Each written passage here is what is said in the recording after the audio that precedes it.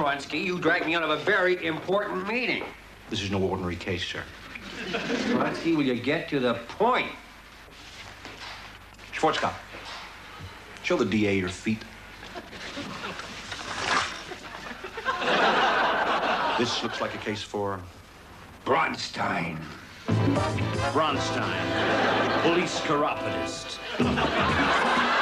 Starring Rourke Damon.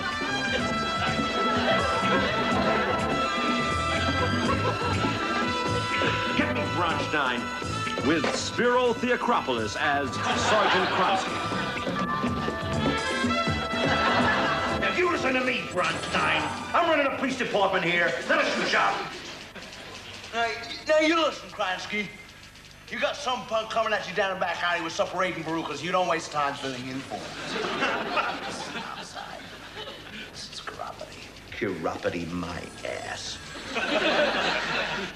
That's rectology.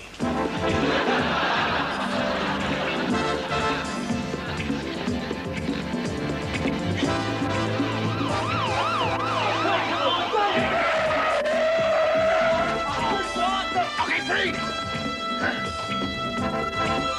Up against the wall!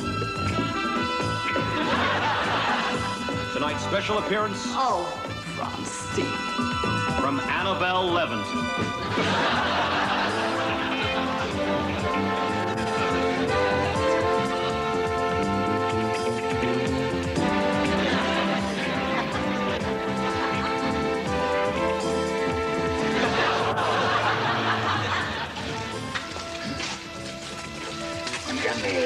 Any size 4 winkle picker? Show me how many you want. Oh, against the wall. Hey! Hey, what? Bronstein. Yeah, I don't push any substandard footwear for a long, long time. Tonight's episode, Alas, Smith and Jones.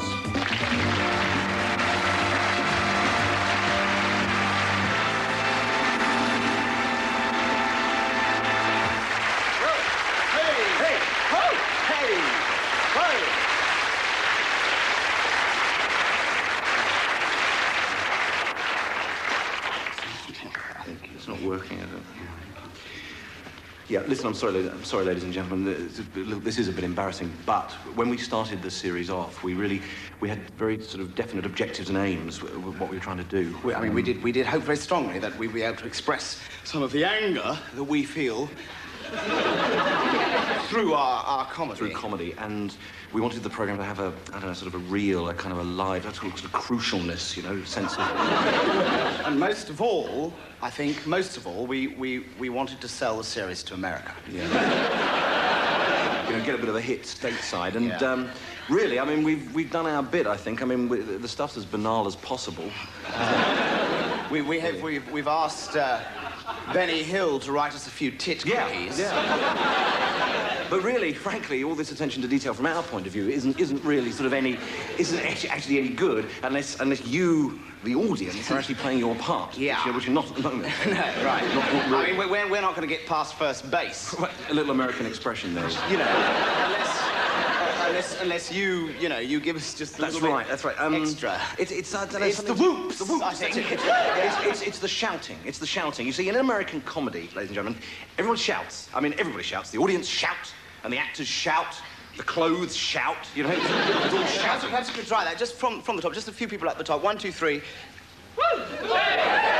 Yeah, it doesn't, honestly doesn't matter what you shout whatever you like. And obviously we don't expect, obviously we don't expect that sort of inane braying that comes from an unlimited diet of Archie Bunker. I mean, that would be asking too much. But just really... Any vacant noise will do, you know. Yeah. So, woo! You know, as if you've just trodden in something. Woo! That's the sort of noise that we want to hear. And when you clap, which you will do again, I trust, when you clap, could you do it with your hands above your there, head? like that. So you look like a little demented sea lion. Like that. Can anybody do those? And it's really ear-piercing. Good, okay, fine. Well, we want you to do that whenever we say anything at all. Could we actually start? Can we start by we'll come on again, and if you could just give us a kind of enough of that sort of stuff to cover the average entrance of a sort of middling American TV star. About sort of 25 minutes. That's... Okay.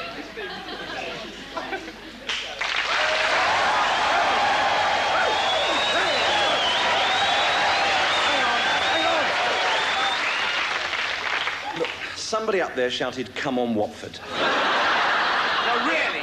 Come on, this is serious. This is crucial It's for us, actually okay? important to us, you know. Well, let's try it again, shall we?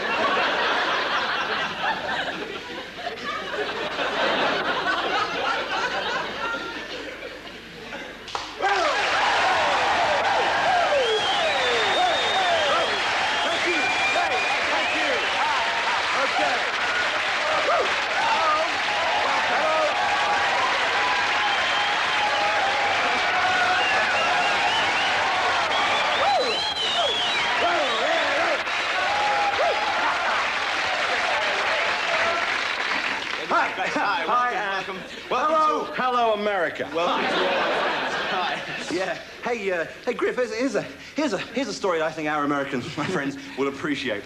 I was up in Heckman-White last week, and this geezer comes up to me and he's carrying his whippet in his Sainsbury's bag. And he comes up and he says, "Hey, lad, don't I know you off deli somewhere?" And he takes out an old threepenny bit.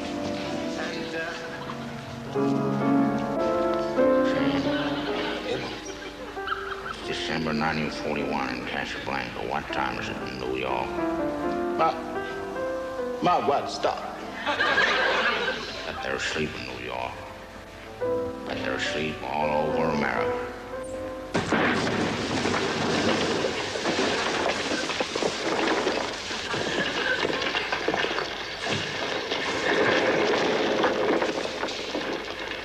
All the King George and all the towns and all the world. She walks in a mine. Any Morris, them old songs? The old songs. Oh. The waiters whistling as the last bar closes. And the smells of roses. There's a ghost of you clean. The foolish things remind me of you. They don't write lyrics like that anymore.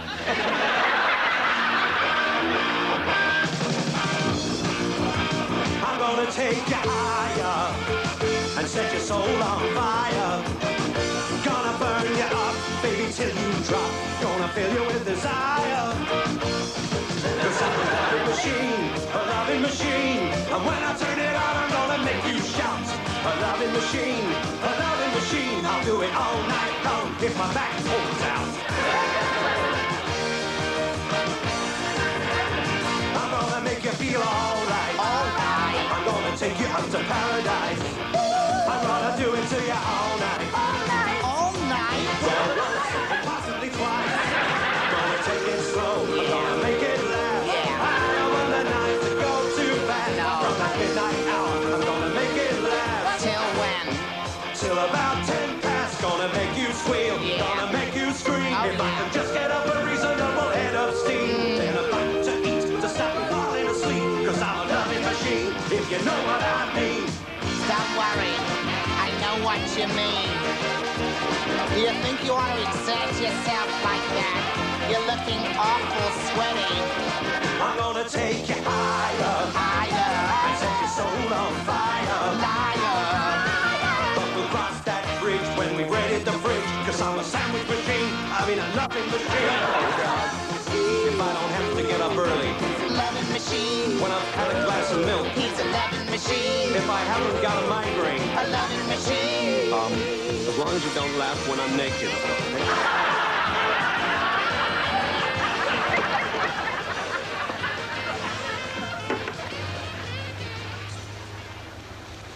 Hello. I'm Joanna Lumley.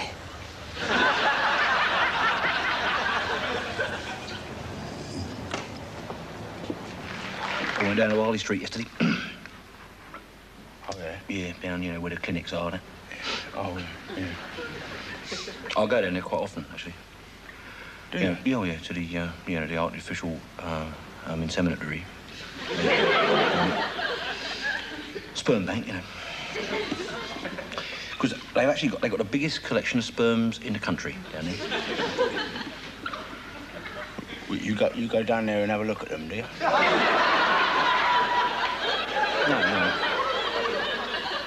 No. I mean, I go to stick some in. Oh. I'm a donator. Oh. Well, how do you do that then? Well, I mean, how come?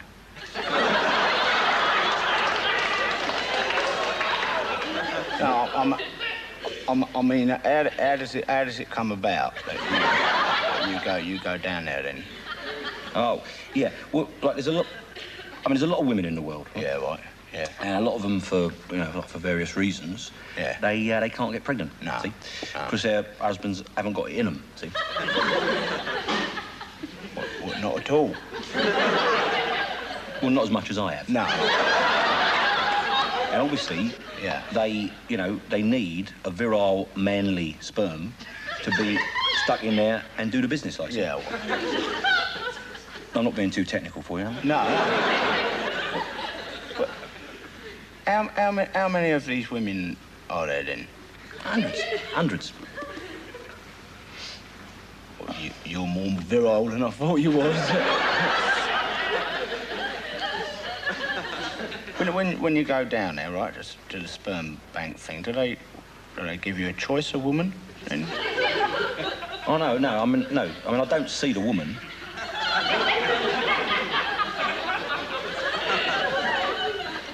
What? So it's like at home then? Eh? Where it's in the dark with the light out? No. I mean, she's not actually there. Yeah. Where is she? Well, I don't know. Out shopping or something, I don't know. I mean, she's not actually expecting it there and then. No. But it's just like home, innit? Oh. No, I mean, it's like a bank. Yeah. I mean, it's a sperm bank. Yeah. See? Like, for example, I go down. Yeah.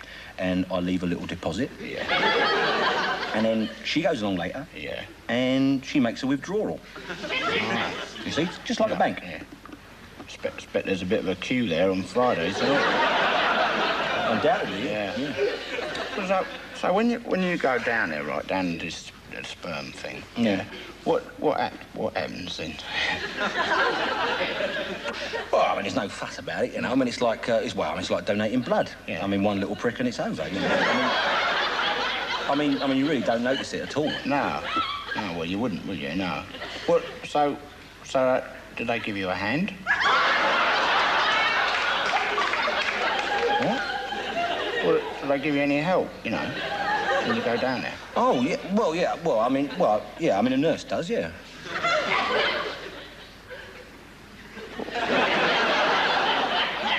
How does a nurse help you then? Well, I mean, she gives you the bottle. Oh, what, like a milk bottle? Sort of, yeah. That's nearly a pint. Yeah, but I mean, you're not expected to fill it. Oh, no. What, wait, just half full or whatever? Yeah, I mean, whatever. I mean, yeah. I mean, you obviously, you work at your own pace, you know. So what? This is like a business, isn't it? Like, very much so, very much so. So they give you a payment, they give you money. Well, I mean, you do get paid, but obviously, I don't do it for the money. No. I mean, I get a lot of personal satisfaction. Yeah. You know, I mean, I feel as though I'm doing my bit. I'm sort of pulling my weight, as it were. The Young Executive of the Year, 1983. Good evening. The Financial Weekly Review, in association with Big Tits, the Gentleman's Monthly, is proud to present its annual award for the outstanding young personality of the management world.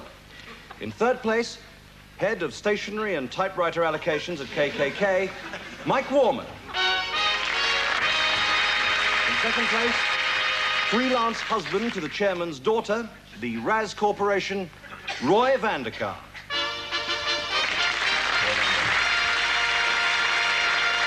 Now, the man whose qualities of leadership and acumen have, in the opinion of the judges, best expressed the ideals of British management in 1983. The Young Executive of the Year from Howard, Davis and Shardlow is Nigel Pinniger.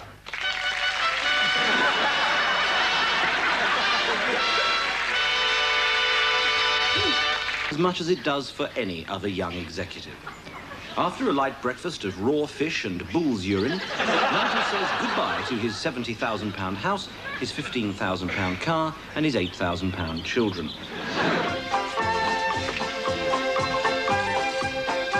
Nigel's hobbies are golf, squash, and frightening people. His ambitions are to travel and see the world. And who knows, maybe someday end up as the dictator of some small South American republic. It's the 7:21 and Nigel's Waterloo bound. Even when the train is crowded, Nigel's not too proud to jostle with the best of them for that elusive seat.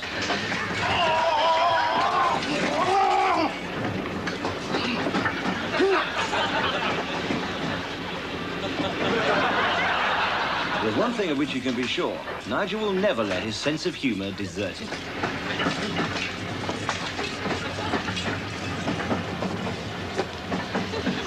And he's always happy to share a word with his fellow commuters.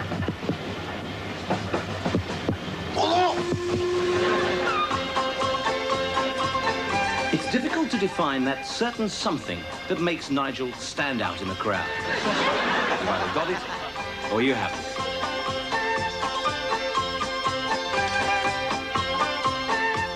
In only 5 years with Howard Davis and Shardlow, Nigel has risen from his junior post as an assistant crawler in the accounts department to his present top-floor position as senior bastard, where he enjoys all the perks associated with executive status. His PA, Kirsty, is more than just an ornament. She's a vital linchpin in Nigel's daily responsibilities. Yes, he plays hard, but Nigel works hard too. A typical day might start with a couple of hours of intensive paperwork, followed by a hard slog at perfecting that executive handshake.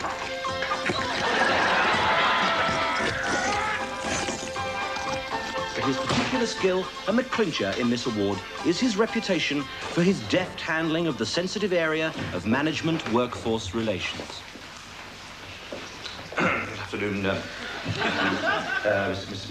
Finnegan. There's a couple of points which I've been asked to raise with you with regard as we discussed the meeting with.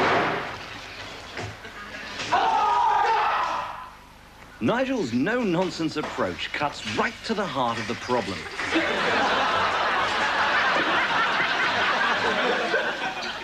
For these qualities of leadership, tact, and highly developed swordsmanship that Nigel Pinniger has been voted Young Executive of the Year.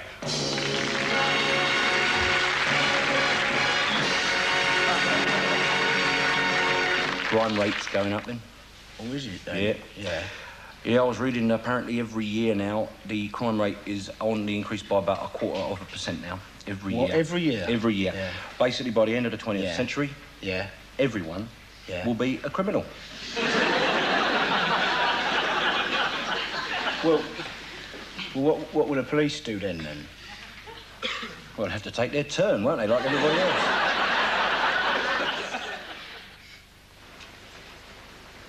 My name is Detective Inspector Wallace, of Dorset Constabulary.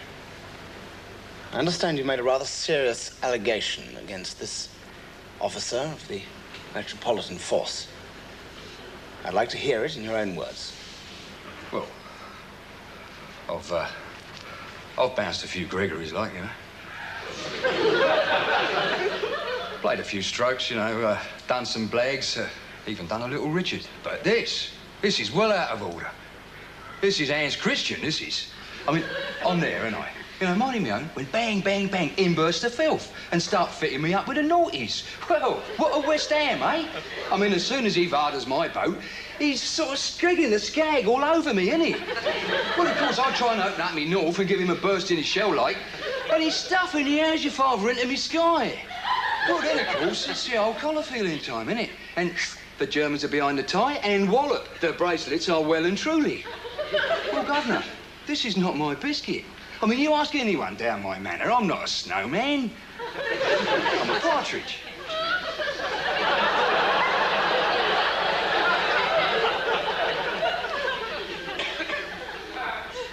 Yes. Sergeant?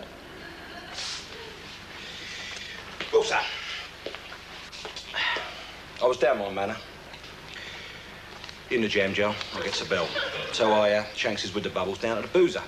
I earwigs the conflap and a bit of GBH on the ear rolls, and naturally I go in. Now, he has done a concrete trampoline on me, right? I talked to the macaroon at the pumps. He says he's done a flyer into the Benghazi. Well, I know he's not in there parking his breakfast, don't I? Yeah, sure enough. There he was, turtles on the melodies, skyrockets full of Charlie, elephant all over his Oedipus, doing his biscuit. Sliding a skeg to some John. Sir, this man is no partridge. He is a well-known tablecloth.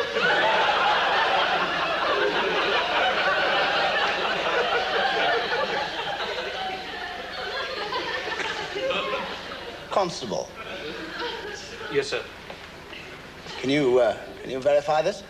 Not many, Uncle. This slate's got to slow me on the bill. I knew him in Clapham when he was on the River Ouse. I mean, all right. He ain't tooled up or nothing. He's no gorilla, but he's usually got some Charlie up his skid marks, and you don't need a daffodil.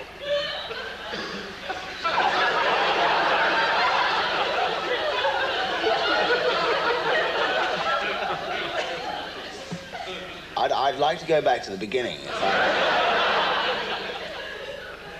You were in... I was in the rubber, taking a dump. Taking a dump? Yeah, like you said, parking me breakfast. Strangling a darkie. Calling a cobra. Pounding the porcelain.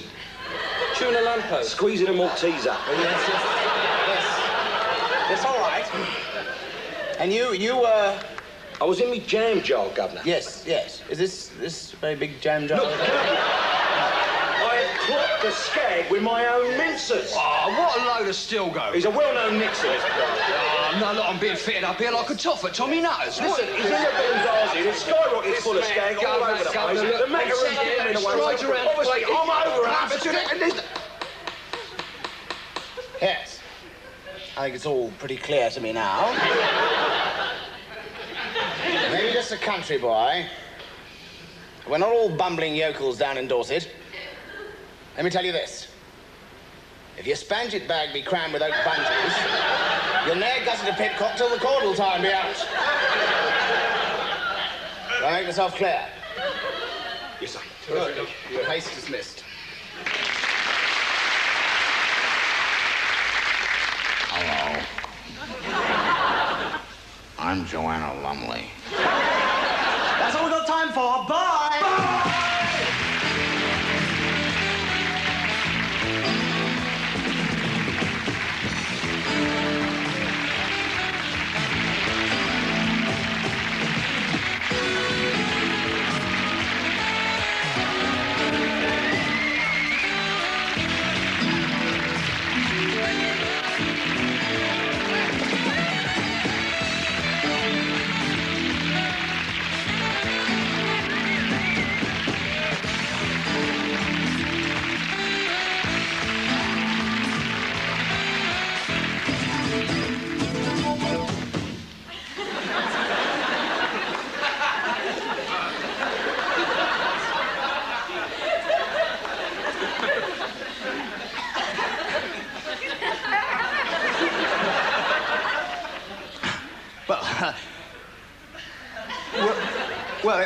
Well, in fact, that's not all we have time for.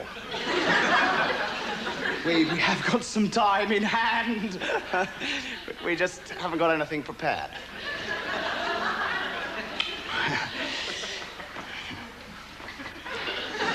Well...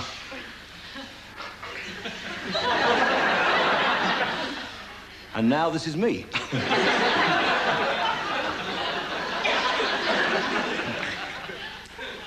Hello, I'm Joanna Lumley.